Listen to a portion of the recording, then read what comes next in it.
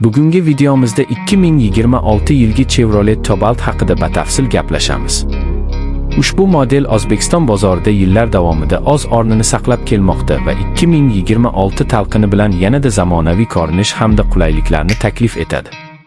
Keling, uning tashqi ko'rinishi, ichki imkoniyatlari, texnologiyasi va harakatdagi xususiyatlarini birma-bir ko'rib chiqamiz. Avvalo dizayn haqida.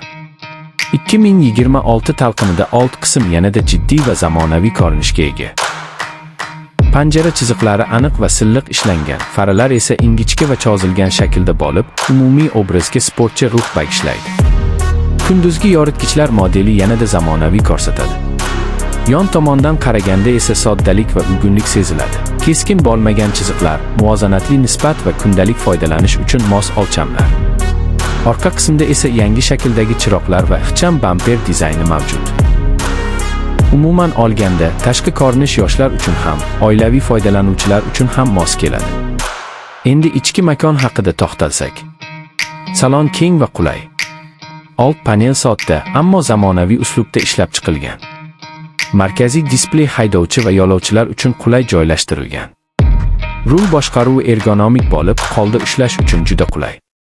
O'rindiqlar yumshoq va uzoq safarlarda ham charchoqni kamaytirishga yordam beradi. Orqa qatordagi joy yetarlicha keng, oyoq uchun masofa kundalik foydalanishda yetarli darajada. Bagaj qismi ham o'z sinfi uchun yaxshi hajm taklif qiladi. Bu esa oilaviy safarlar yoki bozorlik uchun juda qulay. Texnologiya masalasida 2026 talqini ancha yangilangan.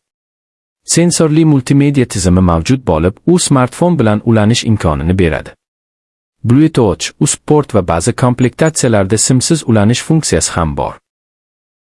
Raqamli ko'rsatkichlar paneli haydovchiga asosiy ma'lumotlarni aniq va ravshan ko'rsatadi. Konditsioner tizimi tez sovutadi va issiq havoda salonni salqin saqlaydi.